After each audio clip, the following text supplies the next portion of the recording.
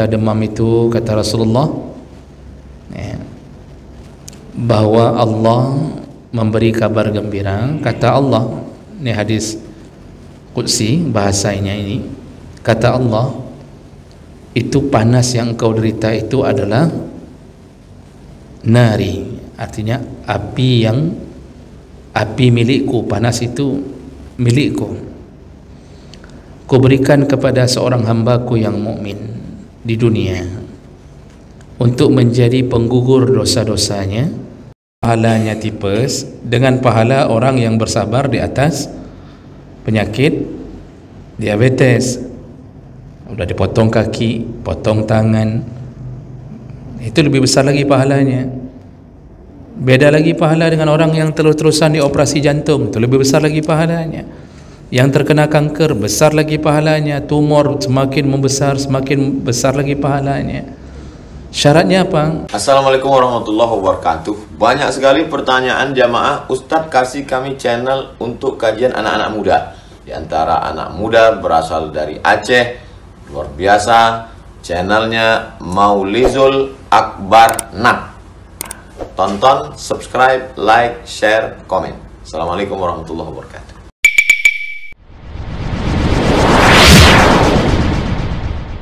Asyhadu an la ilaha illallah wahdahu la syarika lah wa asyhadu anna Muhammadan abduhu wa rasuluhul karim. Allahumma salli wa sallim ala nabiyyina Muhammadin wa ala alihi wa ashabihi ajma'in. Amma ba'd. Rabbi shrah li sadri wa yassir li amri wa hlul 'uqdatam min lisani yafqahu qawli. Segala puji bagi Allah, kemudian salawat dan salam pada Rasulullah, pada keluarga dan seluruh sahabat-sahabatnya. Bapak Ibu jamaah salat maghrib dan Isya yang Allah muliakan insyaallah. Kita masih membahas tentang adab ketika mengunjungi orang yang sakit. Di pertemuan kita yang lalu kita sudah membahas beberapa adab, di antaranya yaitu disunnahkan mengunjungi orang sakit walaupun sakitnya sakit yang ringan, sakit yang ringan, artinya disunnahkan, dah wajib. Kalaupun seseorang demam, kalau mau dikunjungi boleh, tapi terutama yang disuruh kunjung adalah sakit yang berat. Kemudian diutamakan untuk berkunjung ke tempat orang sakit dengan berjalan kaki, itu lebih besar pahalanya. Dan itu berdasarkan hadis Nabi SAW.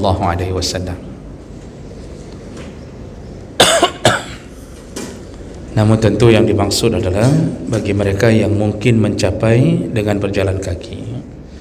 Jadi kalau jauh jangan dipaksa berjalan kaki, nanti yang sakitnya bertambah. Kemudian sunnah hukumnya mengunjungi orang sakit pada waktu yang layak dikunjungi. Jadi jangan kunjung di waktu-waktu yang memberatkan orang, artinya di waktu-waktu istirahat. Contohnya jangan kunjung orang sakit di waktu siang hari, dan juga jangan berkunjung di waktu larut malam.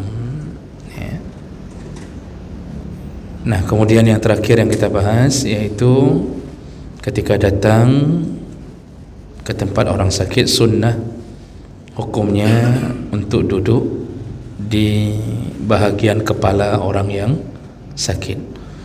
Karena Nabi SAW ketika mengunjungi orang yang sakit, dalam hadis salah satunya contoh anak muda Yahudi yang dikunjungi oleh Nabi, beliau duduk di samping kepalanya.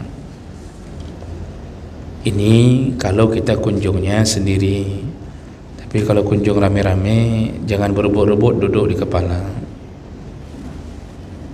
Orang-orang sakit mati. Jadi ini kalau kita kunjung sendiri. Baik, kita sambung berikutnya. Su'alul marid an halih. Ketika kita berkunjung, sunnah hukumnya seseorang menanyakan keadaan orang yang sakit tersebut. Dan ini juga berdasarkan hadis Nabi SAW. Ketika Nabi mengunjungi salah satu sahabat yang sakit, beliau menanyakan, kaifa tajiduk, bagaimana keadaanmu sekarang? Lalu orang itu menjawab, Allah ya Rasulullah, inni arjullaha wa inni akhafu sunubi. Aku selalu bermohon kepada Allah dan aku takut dosa-dosaku. Nah, ini contoh Nabi ada basa-basi ketika mengunjungi orang sakit. Jadi jangan datang mengunjungi orang sakit cuma ketuk pintu lalu tidak ada basa-basinya, kita diam saja, sehingga orang sakit mengira yang datang malaikat maut, padahal saudaranya. Maka perlu berbahasa basi. Tanya kibankah, tapi itu kalau mungkin si pasien diajak bicara. Kalau pasiennya gawat darurat, jangan diajak bicara. Semua tergantung keadaan. Baik, berikutnya, tabsyirul marid bisawabil marad. Kabarkan kepada orang sakit tentang pahala yang diterima ketika menderita sakit. Nah, ini yang jarang orang lakukan. Jadi padahal salah satu sunnahnya ketika kita kunjung orang sakit itu, kasih tahu dia pahala-pahala yang diberikan Allah kepada orang yang diberi sakit oleh Allah. Di antaranya hadis Nabi sebagai contoh, dakhalan Nabi sallallahu alaihi wasallam ala imra'atin ya'uduha. Pada satu hari Rasulullah mengunjungi salah seorang sahabat perempuan yang sakit. Faqal, lalu Rasulullah berkata, abshiri ya ummal ala, ada berita gembira wahai ummul ala. Apa berita gembiranya? Fa in maridal muslim, kalau seorang muslim sakit, yazhabu khatayahu, maka Allah akan gugurkan dosa-dosanya. Kama tazhabun nar khubzaz zahab wal fiddah, seperti api yang menggugurkan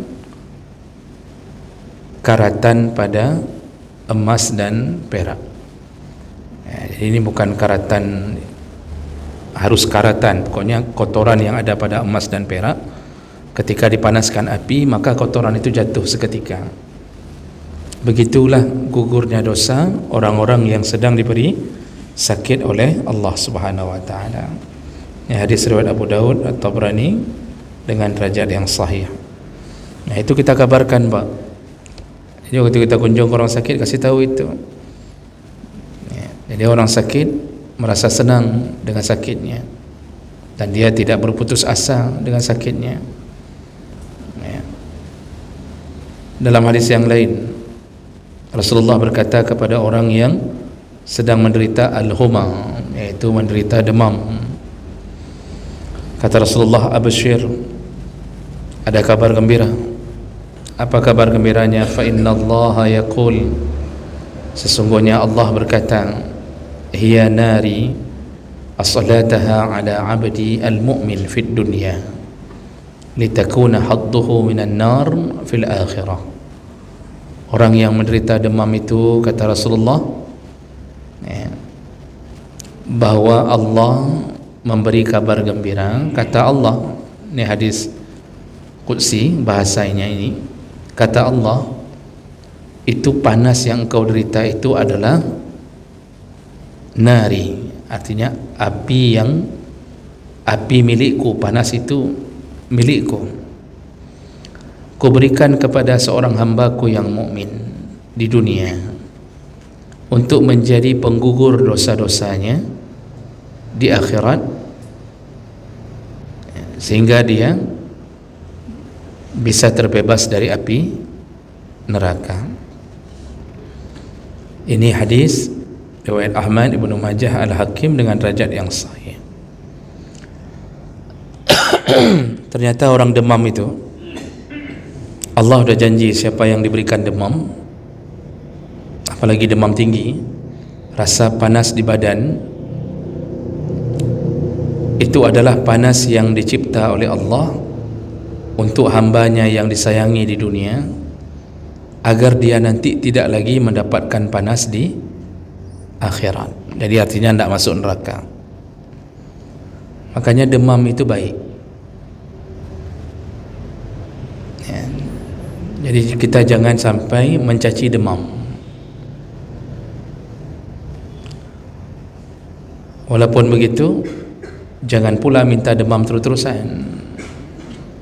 Jadi dia dah kira baik, dah kira demam jauh-jauh, jangan. Tapi kita harus faham bahawa Allah ketika membuat hamba menderita di dunia, maka Allah tidak ingin derita itu terbawa ke akhirat.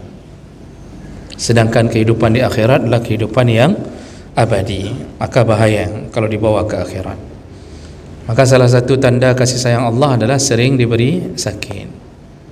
Dengan sakit orang banyak taubat. Kalau tidak sakit-sakit bahaya. Dalam hadis yang lain, Rasulullah mengatakan, ma yusibul muslim, kalau seorang muslim tertimpa sesuatu, min nasab wala wasab, kalau ditimpa penderitaan, lalu ditimpa kesulitan, wala hammin, kegundahan, wala hazan, kesedihan, wala aza, wala ghammin, ataupun rasa sakit apapun, bahkan rasa tidak nyaman, rasa gundah, tidak nyaman, hatta syaukah yushakuha, sampai kalau seorang mukmin tertusuk duri, maka semua yang dia dapatkan itu illa kafarallahu biha min khatayahu, maka semua itu untuk menggugurkan dosa-dosanya. Jadi bayangkan Bapak Ibu, menjadi seorang mukmin, apapun yang kita dapatkan ternyata menjadi penggugur dosa. Inilah yang harus dikabarkan kepada orang sakit.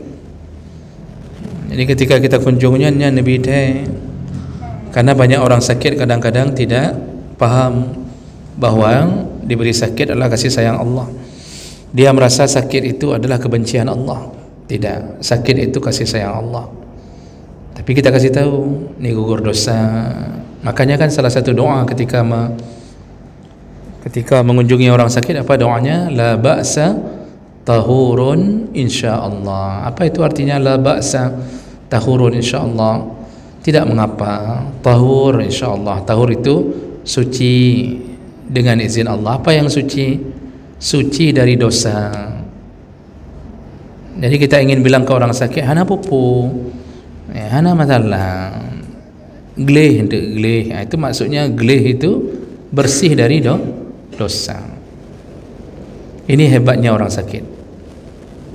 Sakit apa saja, nak mesti demam, ya disesuaikan, semakin berat sakitnya, semakin besar dosa-dosa yang digugurkan. Kalau kita asam urat, ya semenjak kita kena asam urat itu digugurkan tu. Walaupun kaki tak bisa berjalan, tetapi gugur dosa ke bawah kaki itu. Makanya kalau asam urat tak usah cepat-cepat kali sembuh, biar aja, biar banyak dosa yang gugur. Ini kabarkan ke orang sakit tentang masalah ini. Kemudian adab berikutnya, tazkir al-marid biwujubis sabr 'ala al-qada wa amruhu biridha. Adab berikutnya, ketika kunjung orang sakit, nasihatilah dia untuk bersabar dan menerima takdir Allah. Jadi jangan sampai kita tidak ridha, karena Allah itu tak suka sama orang yang tidak bisa menerima ketentuannya. Padahal Allah, kalau kita seorang mukmin, ketika menentukan sesuatu pada kita, itu sama sekali bukan karena kebencian. Maka takdir yang Allah kirim itu kebaikan. Lalu kita tidak terima karena kita tidak paham. Maka kita harus ajarkan bahwa kalau sakit itu banyak-banyak sabar. Apalagi sakit yang akan menyiksa. Jadi saking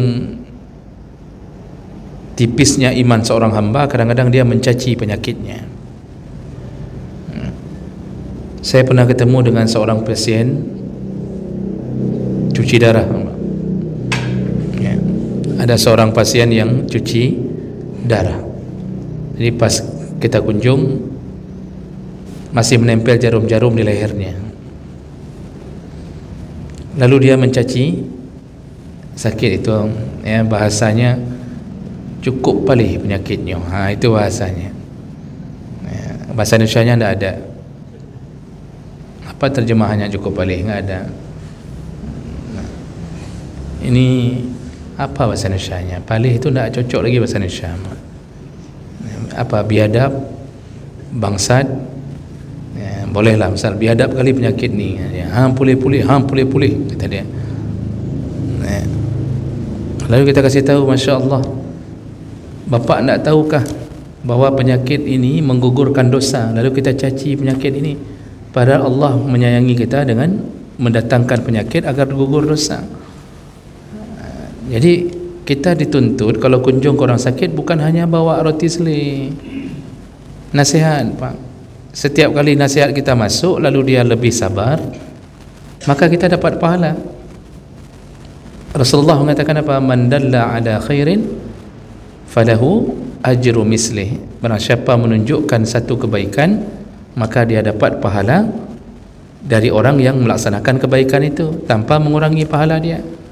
Jadi dia semenjak kita datang lebih sabar, lebih terima. Jadi kita cerita terus itu. Kita sebutkan tentang nyo boleh sabar, ya, mungkin nyo perlewatan untuk pulih, macam-macam ni butuh waktu ni untuk sembuh.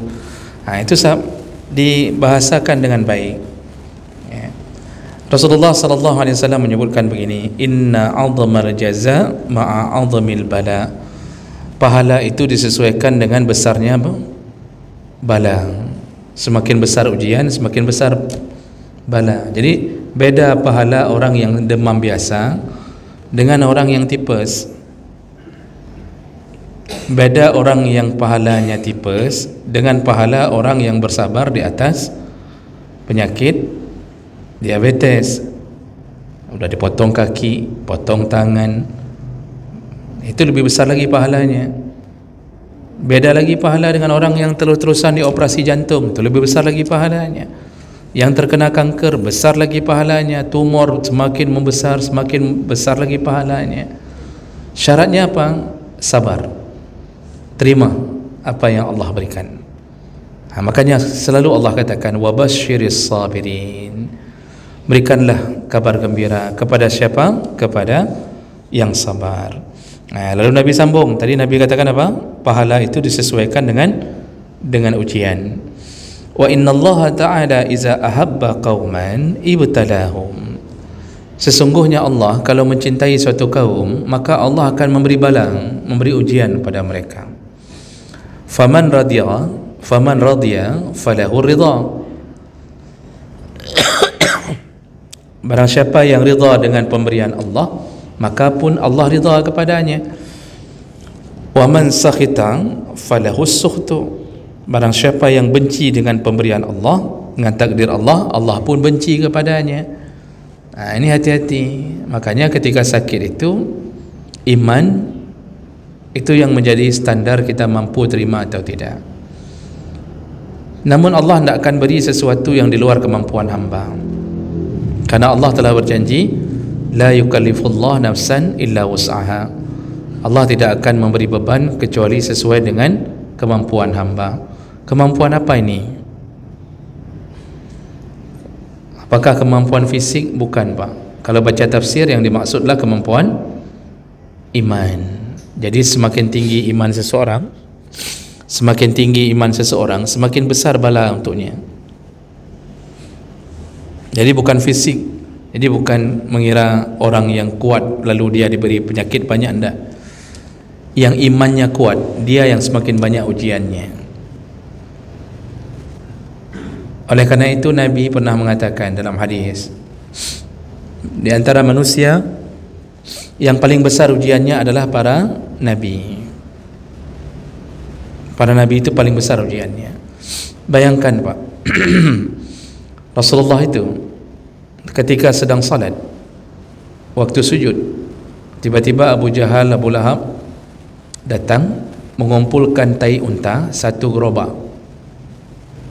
Gecok unta sebuah gerobak ditumpuk ke atas badan Nabi, ke kepala Nabi sedang sujud. Itu di saat Nabi belum banyak umat,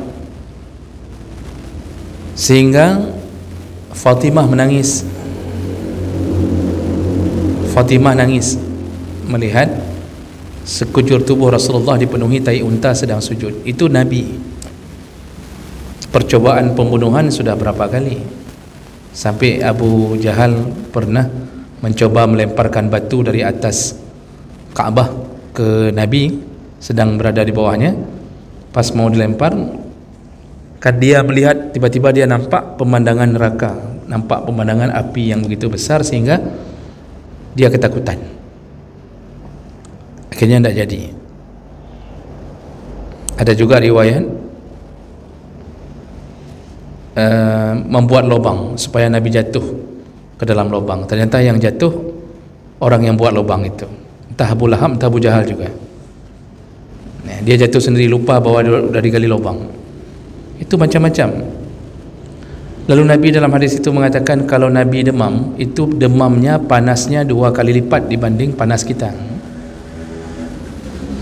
Kita kalau demam tinggi panas luar biasa, kita taruh kain seakan terbakar. Tapi panasnya badan Nabi, kata Rasulullah, kalau sedang demam itu 2 kali lipat panasnya badanmu.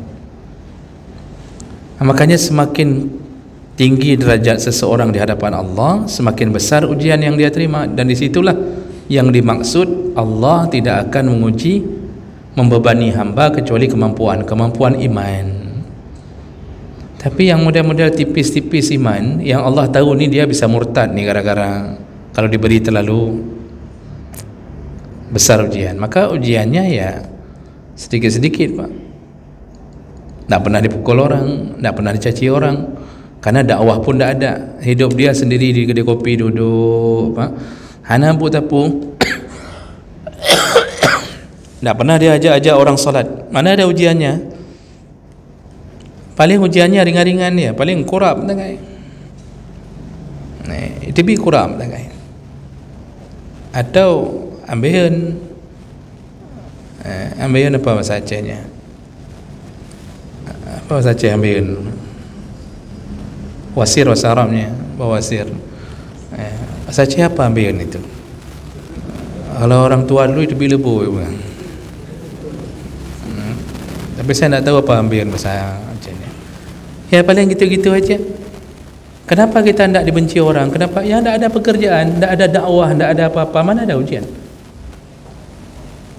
Coba kalau sudah berani maju, ceramahi orang, ajak orang, yuk solat. Orang Melayu mengatakan, hebat sekali, baru sekali ngaji, sudah ngajak begini, diejek, Pak. Diejek, dibilang sok alim, dibilang sok ganteng, padahal memang tak ganteng. Itu resiko orang yang sudah mulai mendekat ke Allah. Kalau tidak dekat, tidak diuji, ya begitu-begitu saja. Nah, ini orang sakit pun juga begitu. Semakin kuat iman seseorang, semakin besar cobaan yang dia terima. Namun tujuan Allah, begitu dia lulus ujian itu, maka Allah berikan tempat selama-lama dalam kebahagiaan.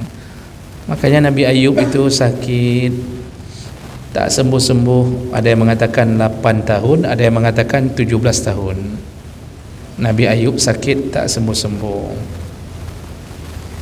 Namun bohong kalau ada cerita Israiliyat, karena di dalam kitab Al-Mawdu'ah wa Israiliyat disebutkan kebohongan orang-orang Israel ini, menyatakan Nabi Ayub itu sakit sampai tinggal tulang dan hati, jantung. Di jantungnya pun ada berdiri ulat. Jadi ini ada lagi daging, tinggal tulang. Itu cerita bohong. Allah tidak akan memperlakukan seorang Nabi sampai di bawah normalnya hidup manusia. Tidak. Jadi para ulama mengatakan itu bohong. Memang guru-guru agama kita waktu SD, karena mungkin tidak baca kitab ini, langsung apa yang dibawa oleh Israiliyat disambung, ceritakan Nabi Ayub itu begini dan seterusnya, padahal banyak cerita bohong yang beredar. Baik. Jadi ini intinya apa? Ketika kunjung orang sakit, kasih tahu, banyak sabar. Terutama kalau isteri sakit, atau isteri kasih suruh sabar suami kalau sakit, karena biasanya suami lebih tidak sabar pada isteri. Kita kalau sakit kan manja, benar berumah di samping. Kalau isteri sakit, suami dimanapun berada dia tidak peduli, dia tetap sabar, karena isteri itu lebih banyak sabar di rumah, karena sudah biasa begitu. Kita kalau sakit mehek-hek, Pak. Kalau suami yang sakit, kalau tidak ada isteri, oh Masya Allah, itu seakan-akan kiamat sebelum waktunya sudah datang. Tapi isteri sakit tidak ada, kita biasa aja. Kita kalau isteri tidak ada di rumah, Pak, isteri tidak ada di rumah, itu kepala kita pusing, kemudian rumah hancur-hancuran, masak ya tidak ada makanan, cuma paling masak air, tiap hari makan Indomie. Tapi kalau isteri tidak ada, kita biasa aja, rumah pun beres seperti biasa. Nah, begitu sakit pun kita begitu, kita lebih manja daripada isteri yang sakit. Kalau isteri sakit, kita belum tentu mau cebok isteri, tapi kalau kita sakit, isteri dengan telaten cebok kita. Itu memang begitu. Makanya perbanyaklah berterima kasih di atas pengabdiannya. Baik. Jadi tadi intinya suruh bersabar. Tapi suruh bersabarnya dengan bahasa yang baik dan tidak menggurui. Jadi jangan pula kita di depan orang sakit langsung kita berdiri di hadapannya lalu kita mengatakan, wa qala Allah Ta'ala fil Qur'anil Karim, a'udzu billahi minasyaitonir rajim, bismillahirrahmanirrahim, innallaha ma'as sabirin. Itu belum habis kita ini, Pak, orang sakit itu sembuh langsung ditendang kita. Ayo dengar lagi. Dia harus pintar berbahasa. Jadi jangan sampai menggurui. Baik, kemudian ada berikutnya, wad'ul yad 'alal marid. Sunnah hukumnya meletakkan tangan di atas tempat sakitnya orang tersebut. Ya tentu yang sesama jenis. Dan sambil meletak tangan itu tentu dengan kalimah-kalimah, dengan zikir dan dengan doa-doa. Rasulullah kalau mengunjungi orang sakit itu sering meletakkan tangannya di tempat yang sakit. Dan tentu mungkin itu kelebihan Nabi, karena Nabi kalau mendoakan atau meminta kesembuhan, maka Allah terima doanya. Salah satu hadis contohnya ketika Nabi ada Sa'dan, ketika Nabi mengunjungi Sa'ad bin Abi Waqqas. Wa sa'alahu Sa'ad 'anil wasiyah. Sa'ad bertanya tentang wasiat. Faqala lahu Nabi as-sulus. Kata Nabi, kalau engkau ingin beri wasiat, maka cukup sepertiga. Wasulus kasir, sepertiga itu pun sudah banyak. Maksudnya karena Sa'ad sudah merasa seakan-akan ni sakit yang akan membawa kepada kematian, Sa'ad nanya, berapa yang bisa aku beri wasiat untuk keluargaku, untuk orang lain? Kata Rasulullah, as-sulus, kalau mau kasih wasiat untuk orang lain cukup sepertiga dari hartamu, tidak boleh lebih. Itu pun sudah banyak. Lebih bagus tinggalkan harta untuk anak, agar mereka tidak mengemis setelah meninggalnya kita. Lalu kemudian summa wada'a yadahu ala jabhatihi, summa masaha yadahu ala wajhihi wa batnihi. Lalu Rasulullah meletakkan tangannya di atas kening Sa'ad. Lalu kemudian disapu tangan Nabi ke atas wajah Sa'ad dan ke atas perutnya sambil berkata, Allahumma shfi Sa'dan wa atmim lahu hijratahu. Kata Rasulullah, ya Allah, sembuhkanlah Sa'ad, lalu sempurnakan agar dia bisa menyempurnakan hijrahnya. Ini karena Sa'ad sahabat Nabi yang tidak sempat hijrah, masih di Mekah waktu Nabi hijrah, dia masih di Mekah, belum sempat hijrah. Makanya Rasulullah mendoakan. Tapi di situ ada kalimat Allahumma shfi Sa'dan, ya Allah, sembuhkanlah Sa'ad. Makanya ada beberapa hadis lain yang menyebutkan bahawa Rasulullah meletakkan tangan di mana tempat yang sakit. Bapak Ibu yang Allah muliakan, ini maksudnya kita berharap doa kita bisa diterima Allah menyembuhkan saudara kita yang sakit. Lalu kemudian ad-du'a lil marid, ketika sudah letakkan tangan sambung dengan doa. Doa macam-macam. Doa orang sakit itu di antaranya Nabi sallallahu alaihi wasallam iza ata maridan, Rasulullah kalau mendatangi orang sakit, au utiya bihi, atau orang sakit dibawa ke hadapan Nabi, qal, maka Nabi berkata, azhibil ba'sa rabbin nas, azhibil ba'sa washfi anta syafi la shifaan illa shifauka shifaan la yughadiru shifaan la yughadiru saqama. Wahai yang memelihara manusia atau yang menciptakan manusia, azhibil ba'sa, hilangkanlah kesulitan ini atau penderitaan ini, washfi, sembuhkanlah, anta syafi, karena engkaulah yang maha penyembuh, la shifaan illa shifauka, tidak ada yang bisa menyembuhkan kecuali engkau ya Allah, shifaan la yughadiru saqama, yaitu kesembuhan yang tidak berulang kembali sakitnya. Ini salah satu doa Nabi yang paling masyhur, yang Nabi meminta agar disembuhkan, dan itu dilakukan sambil Nabi memegang di mana tempat yang sakit. Jadi kalau sakitnya seluruh tubuh, pegang di keningnya atau di kepalanya.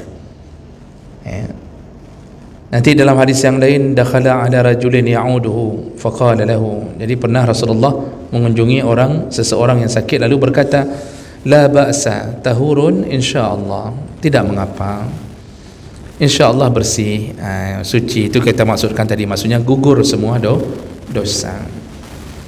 Ini dua-duanya hadis riwayat Bukhari. Hadis tadi riwayat Bukhari, pun riwayat Bukhari. Lalu kemudian Jibril ketika mendatangi Nabi, lalu kemudian Rasulullah berkata kepada sahabat, atani Jibril, aku didatangi oleh Jibril dalam keadaan sedang sakit. Faqal, lalu Jibril berkata, ya Muhammad, wahai Muhammad, ishtakaita, apakah engkau merasa sakit? Qultu na'am, benar, kata Nabi. Qala, lalu Jibril berkata, bismillahi urqika, dengan nama Allah maka aku meru'yahmu, min kulli syai'in yu'zika, dari segala sesuatu yang bisa membuat engkau mengalami sakit, min syarri kulli nafsin au ainin hasid, dan juga dari keburukan orang yang punya jiwa yang buruk, atau ainin hasid, ataupun dari keburukan ain, keburukan pandangan mata yang hasad. Karena salah satu penyakit Pak datang dari ain, pandangan mata. Makanya disebut penyakit ain. Apa penyakit ain itu? Penyakit gara-gara kita dimusuhi orang, dia hasad dengan apa yang Allah beri kelebihan untuk kita, sehingga dia mengirimkan sihir macam-macam. Itu disebut penyakit ain. Jadi kemudian Jibril berkata lagi, Allah yashfik, semoga Allah menyembuhkanmu, bismillahi urqiq, dengan nama Allah aku meru'yahmu. Ini doa dari Jibril. Maka hati-hati Bapak Ibu, Jangan suka memamerkan kenikmatan Allah di khalayak ramai, karena ada orang yang dengki, tidak senang. Itu nanti akan datang penyakit ain. Ini hari ini kan orang lupa, dia update kehidupannya di Facebook, lalu dia lupa bahwa ada orang yang tidak suka dengannya, sehingga dikirimkanlah penyakit melalui kejahatan hatinya. Ya, kiriman ini nanti bernama sihir. Nah, ini yang hati-hati. Jadi intinya apa ini? Kalau datang ke orang sakit juga didahului dengan pegang lalu berdoa lah. Baik, saya berhenti dulu di sini. Ini masih ada sedikit lagi. InsyaAllah kita tuntaskan di pertemuan berikutnya.